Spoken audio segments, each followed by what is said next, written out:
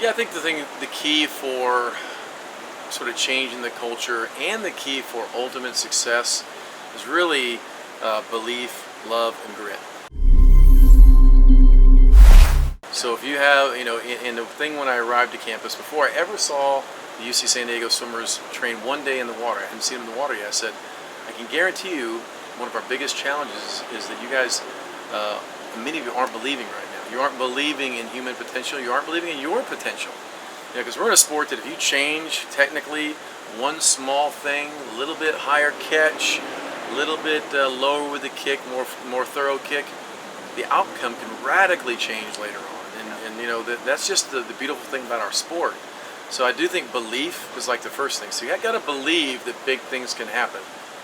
Just finished coming off the World Championships. Katie Miley, she's a 104, 103 breaststroker coming out of high school yards. Yep. Went to Columbia, got faster. Came down to Team Elite, got even faster, way faster, and ended up with an Olympic medal. Well, where does she make that happen? Well, she doesn't do that without belief. Yeah. When Kathleen Baker moved down to Charlotte from Winston-Salem when she was 14 years old, she didn't get to train with the fastest group. She wasn't in the elite group. She was in the age group. But she would come early to practice. She'd watch what they were doing, and she had that sort of vision of what she was going to be and that belief. And so same things here. So in talking with a lot of the athletes here, they need to have the belief in the outcome, and then we'll fill in what you need to do. Right now we're spending a lot of time on belief, and then we're also working on details. Generally the training has just been go hard almost every session because they all just need to get in better shape. Yeah. So it's been that part's been really really really good. Well, there's a few ways to develop that belief system, even if you don't have it. Yep. It's much easier if you're sort of driven in that way, like you're relentless in the pursuit of it. It's sort of an autopilot thing, but it can also get learned. A lot of times it has to do with from somebody you truly believe and that is genuine to you. So often it's that club coach back home.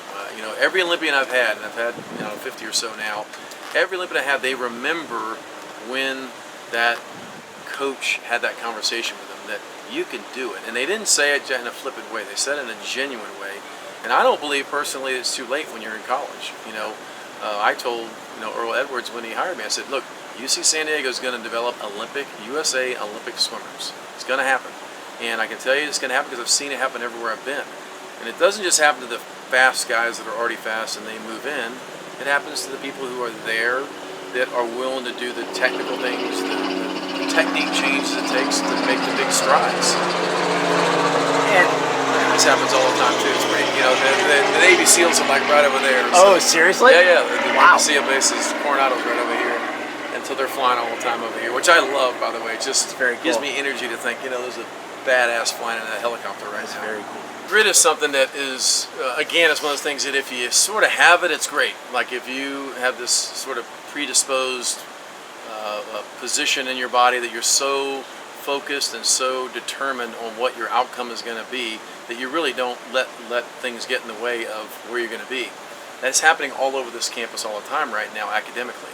I mean, many of the students here had to do everything they could to struggle, strain, take ACT courses, make sure they got that A+ instead of just a regular A in high school, take those AP classes. It happens all over this campus right now. Athletically, what we're trying to do is do the same thing, is to look, if good is good enough to perform well, being great often is going to make good the bottom of what you're capable of. So I think the grit piece is, do you come in on Thursday morning, with your eyes wide open? Or do you arrive at obligation? And I think the gritty person comes in and they understand that when they're sort of the time they're going to make the most advance is when they're not feeling it. Like even today in the inter-squad meet, we had several comments about, I didn't feel good today. And so I hope you don't feel good all year, honestly, because I hope you're hurting at the end of every race. And so let's understand, let's reframe that and understand that base things on what's possible, base things on how do you grow as an individual. And oh, by the way, in life, to be successful professionally, personally, as a family person, it takes some grit. You know, you have to hang in there. You have to stick with things. You have to follow through. Sometimes you have to fight, and those kind of lessons carry over to life. No doubt, having an example that's living day in and day out with the athletes makes a huge difference. And I do think that at times, you know, when I was working with Queen's University of Charlotte and Team Elite there in Charlotte, I think that connectivity really helped each other. I think the same thing's going to happen here as we bring in some of the professional swimmers to train here in San Diego.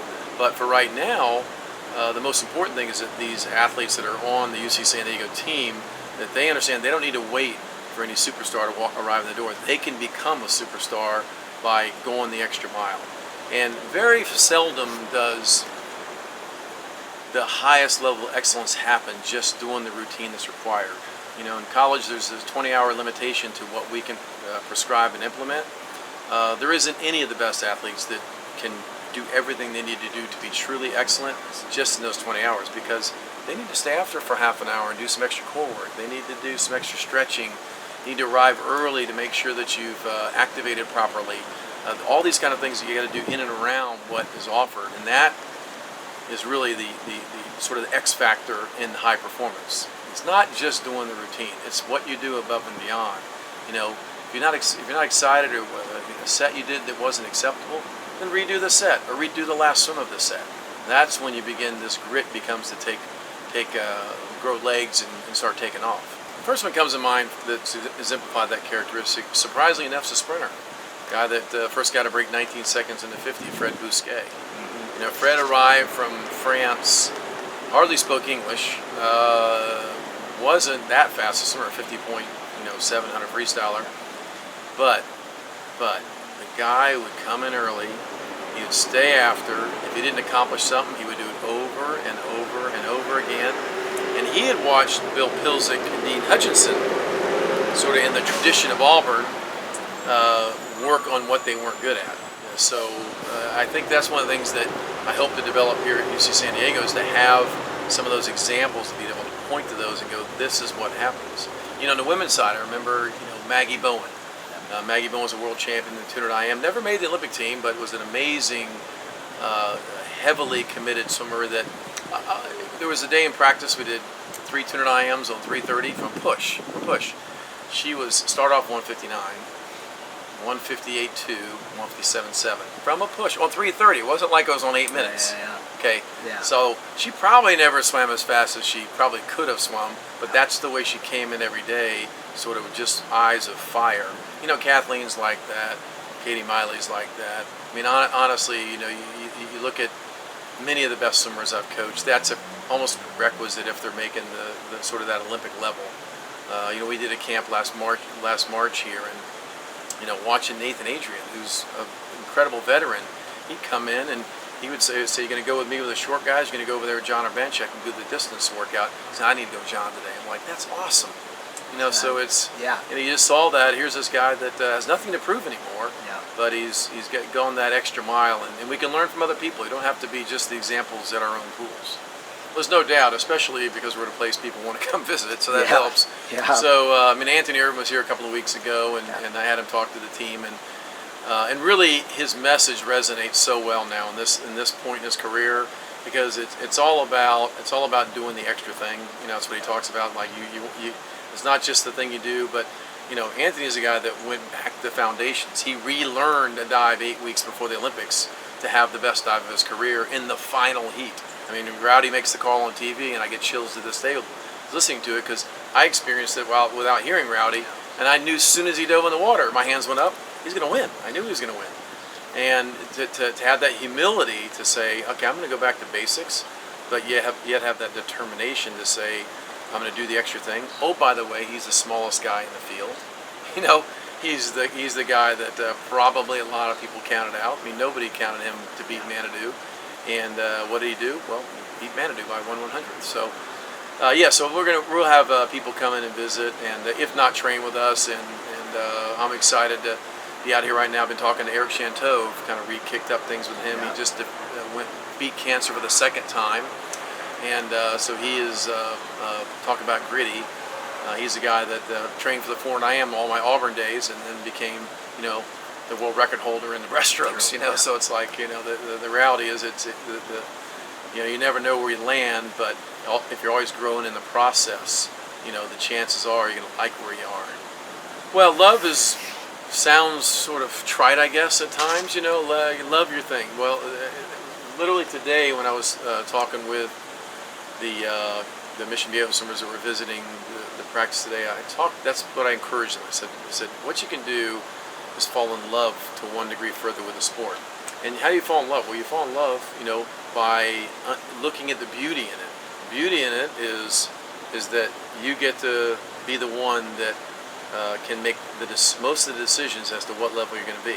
A lot of sports, you don't have that choice. You need that 300-pound lineman to open the hole so you can run through it. Well, in our sport, you get to open the hole in the water, and you get to figure out how to navigate through it. Second is the people you're around, which is the best thing in our sport. And you don't find better people than swimmers, so learn to appreciate that environment you're getting to be in. And that's why I so strongly feel that young swimmers should swim in college, because they'll join teams like UC San Diego. I mean, I had nothing to do when I arrived here with this UC San Diego team being as close as it is. They're best friends. They're like literally as close as I've ever seen one of my Auburn teams. This team's already there.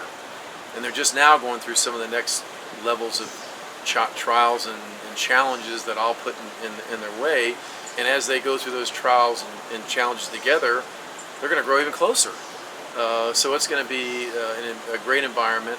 Love also is just appreciating those who have walked that path with you. And usually that's mom, dad, brothers, sisters, friends, it's former teammates. And if you look back in our sport, you see that, wow, this isn't just an exercise in obligation. This is really something I'm choosing to do and loving to do. And don't be afraid to use that language that, I love swimming. And coaches can see it. I can see the swimmers that love it and the swimmers that are doing it because they sort of required to do it. And it's a lot more fun to coach the people that are in love with it, not just the outcome of the sport itself, but the process. I've best buddies with Rowdy Gaines, coached Brian Lochte the last few years. Those guys almost have to be in the water to be what they are. And they love being in the water. They have to be. And so one of the things I'd hoped for in moving out here to California would be to have access to the beach. And so our guys, like for example, they just swam an inter-squad meet. We practiced earlier before that, and later today they're going out to the beach.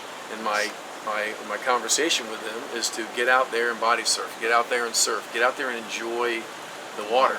Go look at the leopard sharks. Leopard sharks don't bite, by the way. So they're cool to look at in the water. Cool. And so it's experience sort of the total aquatic environment that's available here in San Diego, and it makes a real difference, I think, when you love what you're doing.